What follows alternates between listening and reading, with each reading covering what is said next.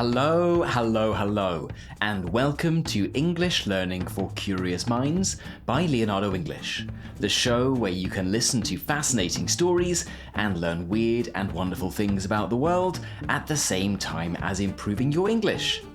I'm Alistair Budge, and today we are going to be talking about Hannibal. He was the Carthaginian general who marched on Rome, is remembered as one of the greatest tacticians in military history, and almost destroyed Rome 200 years before it could declare itself an empire. Okay then, let's get started and talk about Hannibal, Rome's greatest enemy. There are lots of promises you might have made as a child. A promise to your parents that you'd always tidy your room, or that if you got a dog, you would always take it out for a walk, even if it was raining. Maybe it was a promise to a best friend that you'd be best friends forever, or a promise to a first girlfriend or boyfriend that nothing would ever come between you. Now, most children, and I'd have to include myself in this category, are not so good at keeping promises. Life happens, we change, and after all, it wasn't that important in the first place.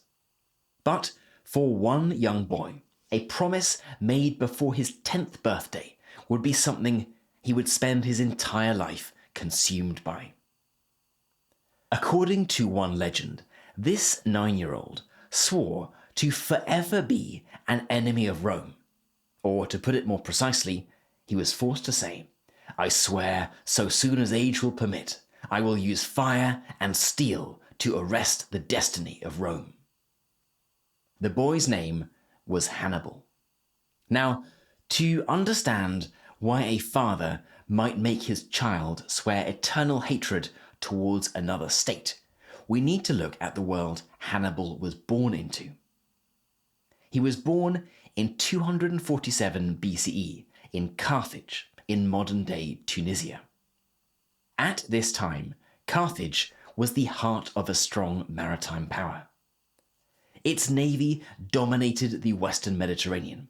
Its harbours were filled with goods from across North Africa, southern Spain, Sicily, even as far as the British Isles. Its strength came primarily from sea trade. Rome, on the other hand, was mainly land-based.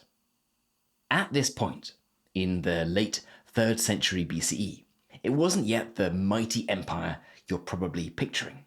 It was a regional republic with control over much of the Italian peninsula. But many of the towns and cities it had brought into the fold were resentful. Some had been defeated in battle and forced into uneasy alliances. Others had been diplomatically absorbed, sucked up by this increasingly dominant power. The term Rome at this point meant a powerful, rising state, but not an empire, not yet at least. This all changed with a war that came to be called the First Punic War. It began in 264 BCE as a struggle for control over Sicily, the large, wealthy island that sat between Italy and North Africa. It was under the control of Carthage, but Rome wanted it for itself. What followed was a brutal 23-year conflict. Rome had no navy to speak of when it began, but it built one from scratch.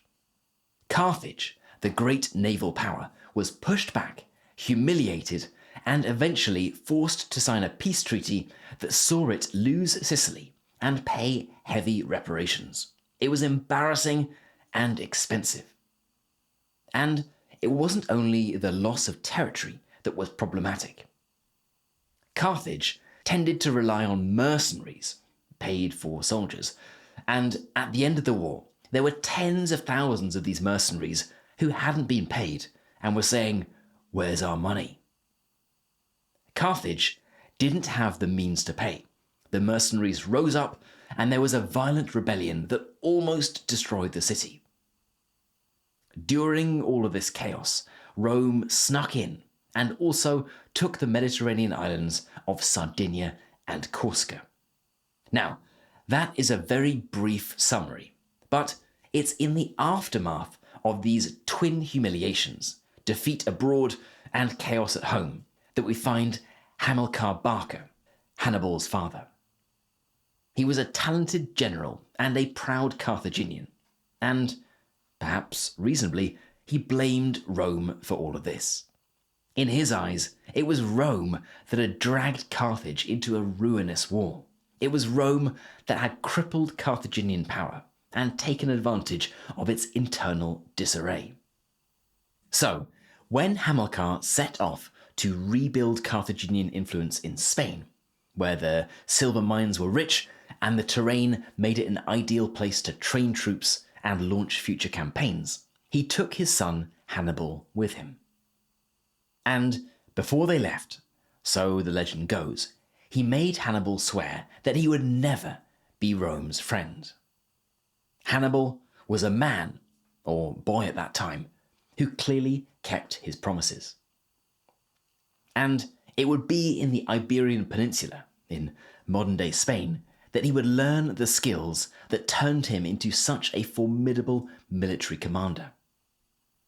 Like Alexander the Great, who grew up under the watchful eye of his father, Philip of Macedon, Hannibal spent his youth in military camps, on campaign, learning not from books, but from battlefields. He saw sieges, skirmishes, the management of supplies, and morale. By his late teens, he was already commanding men. He had no formal schooling. His education was war. After the death of his father, and then his brother-in-law, Hannibal took command of Carthage's forces in Iberia. He was only 26 years old, but he would prove to be more than capable.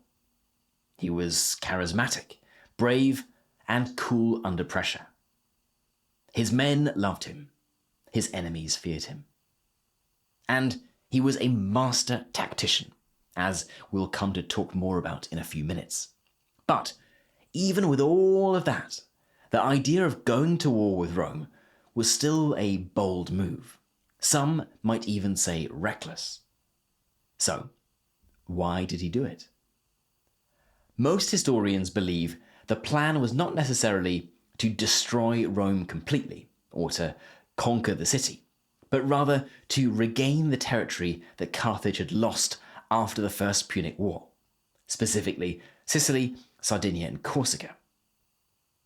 The surest way to do this, Hannibal thought, was to take the fight to the Romans in Rome. After a couple of years fighting in Iberia, and then the successful siege of a city that was allied with Rome, a city called Saguntum that's just north of Valencia, the stage was set. In the spring of 218 BCE, Rome declared war on Carthage. The only question was, where would the fighting take place? The Carthaginians were in modern-day Spain. The Roman army was in modern-day Italy. 2 Roman legions were sent across the Mediterranean to face Hannibal. But when they arrived, they found that Hannibal had done something they hadn't bargained for. Instead of taking the quickest route, by ship, he had marched his men northwards, up through Spain and southern France. This Carthaginian force, which included tens of thousands of soldiers, cavalry, and war elephants, would march across the Pyrenees Mountains, through Gaul in modern-day France, and over the Alps into northern Italy. And this wasn't just a ragtag group of Carthaginians. His army was a multi-ethnic coalition. Libyans, Numidians, Iberians, Gauls, and Carthaginians. Each group brought different strengths. The Numidians, from what is now Algeria, were exceptional light cavalry, fast, agile, and used to hit-and-run tactics that confused heavier Roman formations. They didn't wear armour, rode bareback, and were masters of harassment and retreat, perfect for skirmishing and flanking. The Libyans were often used as heavy infantry. Though they were originally supporting troops, many of them had been trained and equipped in the Roman style, with long spears, oval shields, and discipline drilled into them by years of warfare. They gave Hannibal a solid, reliable core. The Iberians, from what is now Spain, were fierce and mobile, and were especially suited to mountainous terrain.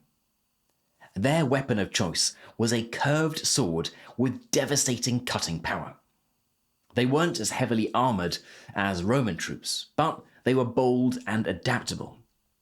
Then there were the Gauls, the recently conquered or allied tribes from southern France. They were unpredictable, loud, often drunk, and at times undisciplined, but they could bring raw power and overwhelming force when unleashed in a charge. The army was a microcosm of Carthage itself, diverse, pragmatic, and driven by a combination of loyalty to Hannibal and a shared loathing of Rome. And of course, there were the war elephants, not particularly numerous, but terrifying. Roman horses had never seen creatures like these, and neither had most Roman soldiers. The elephants were difficult to control and not always particularly reliable, but their presence caused fear and chaos on the battlefield. And it was this army that marched through southern France and crossed the Alps in the summer of 218 BCE. It's still not clear exactly which route Hannibal took, but there was, and still is, no easy route across the Alps. Managing it was a feat so bold that Roman historians centuries later still couldn't quite believe it had actually happened. The terrain was treacherous and the weather brutal. They lost thousands of men. The elephants struggled in the snow. Hannibal himself is said to have gone blind in one eye from an infection during the crossing. But against all odds, they made it. And what Hannibal found when he descended into northern Italy was opportunity. Many of the tribes and cities that had been brought under Roman control were not especially loyal. They resented Roman taxes, Roman military conscription, and Roman interference in local affairs. They would do almost anything to be rid of their oppressor, and Hannibal was ready to take full advantage. He had no illusions about being able to conquer Rome by himself. His strategy relied on breaking Rome's alliances, encouraging these Italian communities to join him and rise up against the Republic. If he could do that, if he could isolate Rome, then maybe, just maybe, it would fall. And the first step in that plan? Win battles, win them quickly, and win them dramatically. And that's exactly what Hannibal did. Now, there have been tens of thousands of pages written about the genius of Hannibal's military strategy. So, if you are a military history buff, you'll have to excuse the brevity with which we'll be covering them today. The first sensational victory came at the river Trebia in 218 BCE, not long after Hannibal had emerged from the Alps. A large Roman force was sent up to meet him. And, just in case you need a reminder, Roman soldiers were incredibly well-drilled and well-trained. But they were ill-prepared for a master tactician. At Trebia, the Romans assumed Hannibal and his army would be weak, cold, and demoralized after the grueling crossing. They were wrong. Hannibal sent his light cavalry to the bank of the river to try to draw the Romans across. The Romans took the bait and marched through the freezing river, assuming their superior forces would have no problem defeating the seemingly small number of Hannibal's cavalry. Little did the Romans know that it was a trap. Hannibal's men, well rested and hidden in ambush positions, attacked the Romans while they were midstream. It was a slaughter, The Romans were soaked, shivering, and unorganized. Hannibal's cavalry outflanked them, and a hidden unit he had concealed in nearby reeds attacked from behind. The Roman line collapsed. Thousands were killed or taken prisoner. It was a textbook example of Hannibal's genius. He didn't just fight, he manipulated. He shaped the battlefield to his advantage. He attacked not only the Roman army, but Roman arrogance, their assumption that strength alone would be enough. The following year, 217 BCE, the Romans sent another army to stop him. This time, they met at Lake Trasimene in central Italy. Once again, Hannibal lured them into a trap. He hid his army in the hills and waited for the perfect moment. As the Roman column marched along a narrow path at the edge of the lake, his troops launched a surprise attack from the high ground. The Romans were trapped, the lake on one side, the hills on the other, and enemy soldiers pouring down upon them. It was another massacre. Roman sources claim that 15,000 were killed and another 10,000 captured. It remains one of the largest ambushes in military history and is quite a testament to Hannibal's supreme authority and control over his men who would have spoken dozens of different languages, and many who would be itching for the chance to avenge murdered loved ones and relatives at the hands of the Romans. There was something like 40,000 men who lay hidden in the wood above the hills, watching carefully as the Roman army marched far enough past for Hannibal to give the order to finally attack. And the result was, well, one of history's deadliest ambushes and another devastating loss for Rome. Rome, at this point, was in a state of panic. This foreign general had marched across the Alps, destroyed 2 Roman armies, and was now in the heart of Italy. Whispers began to spread. Would he march on Rome itself? But Hannibal didn't. Not yet. And this decision, perhaps more than any other, has puzzled historians for centuries. Why didn't he go straight for Rome? There are a few possible reasons. Firstly, Rome was well fortified. Its walls were high and thick. Hannibal didn't have the siege equipment to breach them.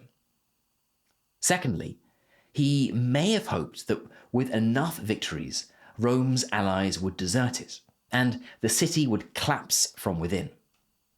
A siege, he knew, would be long and costly, and his army had never been particularly good at sieges.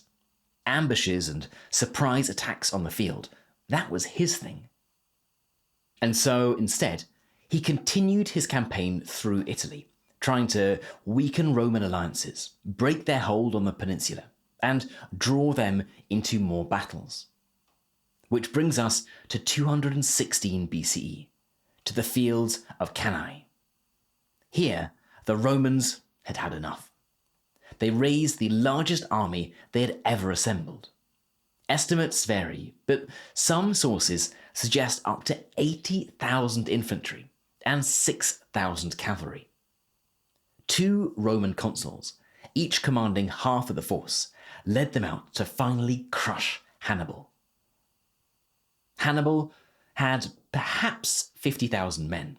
He was outnumbered nearly 2 to 1. And yet, he won. Not just won, he annihilated them. At Cannae, Hannibal demonstrated perhaps the most perfect example of battlefield strategy in ancient history. He deliberately placed his most lightly armoured troops, mostly Gauls, whom the Romans viewed as fierce but undisciplined warriors, in the centre of his line. As the Romans advanced, this centre slowly gave ground, forming a crescent, then a sort of half circle. To the Romans, it looked like Hannibal was collapsing, so they pushed harder, deeper, funneling themselves into the curve. Little did they know that that was exactly what Hannibal wanted. Once the Romans were surrounded on three sides, his elite African infantry attacked from the sides. His cavalry, having driven off the Roman horsemen, came in from behind. The Romans were surrounded in every direction. They couldn't move, they couldn't fight. They were too packed together to lift their weapons. They couldn't even run. What followed was a killing field. Estimates vary wildly, but it's believed that around 50,000 Roman soldiers were killed in a single day. It was one of the worst defeats in Roman history. And by some measures, more Roman soldiers were being killed per minute than would be by machine guns on the battlefield of the Somme. And still, Hannibal didn't march on Rome. Why not? Again, we can only speculate. Perhaps he lacked siege equipment. Perhaps he didn't believe the city would fall. Perhaps he hoped Rome would finally sue for peace. But Rome didn't. And this is where the tide began to turn. The Romans changed their strategy. They adopted what became known as the Fabian strategy, named after the general Quintus Fabius Maximus. Rather than face Hannibal in open battle, they avoided direct confrontation. They harassed his supply lines. They wore him down. Now, Fabius Maximus had been advocating for this strategy since the early Roman defeats, but it was not a popular one with the Roman leadership. Rome was a military power. Romans gained honor and glory in battle, and running away from the battlefield instead of towards it seemed the antithesis of everything Rome stood for. Yet, after these three catastrophic defeats, it was agreed that perhaps Fabius Maximus might have a point. Years passed. Hannibal's army remained in Italy, but was fighting a war of attrition. The Romans would launch little attacks on parties foraging for food. They would burn fields and crops, and they would do everything they could to make surviving difficult for Hannibal's forces. As for the Carthaginians, they were far from home, with no reinforcements, no steady supply of men or food. Hannibal's initial hope that Rome's allies would rise up and join him had largely not transpired. Some did, but most stayed loyal to Rome. Eventually, Rome took the fight back to Carthage itself. A seasoned Roman commander, Publius Cornelius Scipio, fresh from victories in Iberia, led a daring campaign in North Africa.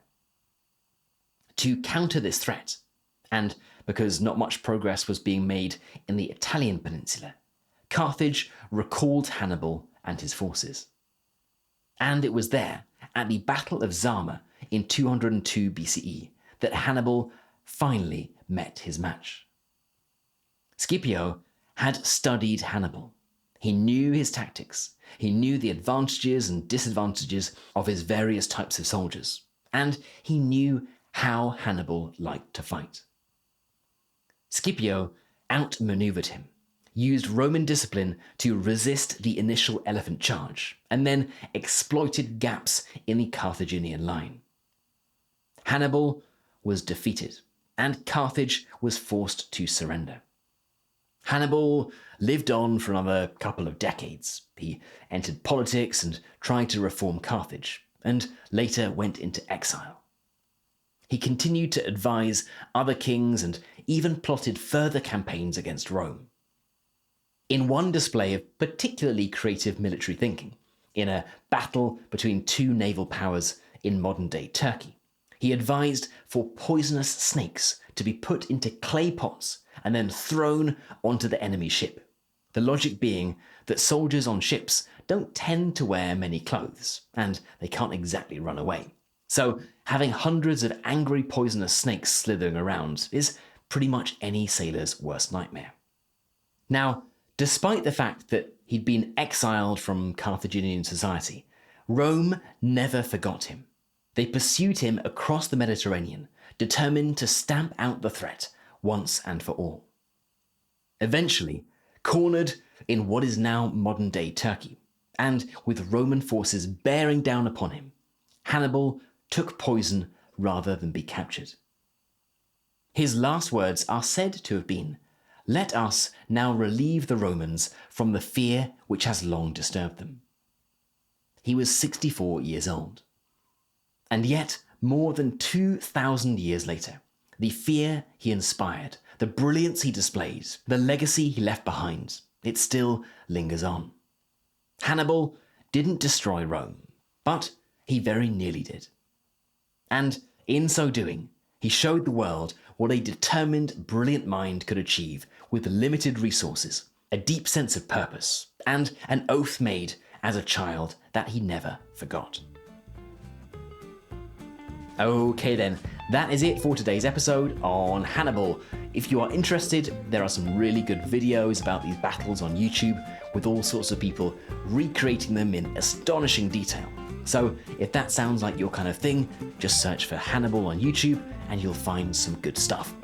And as a final reminder, if you enjoyed this episode and you're wondering how to more than double the number of episodes you can get, plus learn with our interactive transcripts, subtitles, and key vocabulary, then the place to go for that is leonardoenglish.com.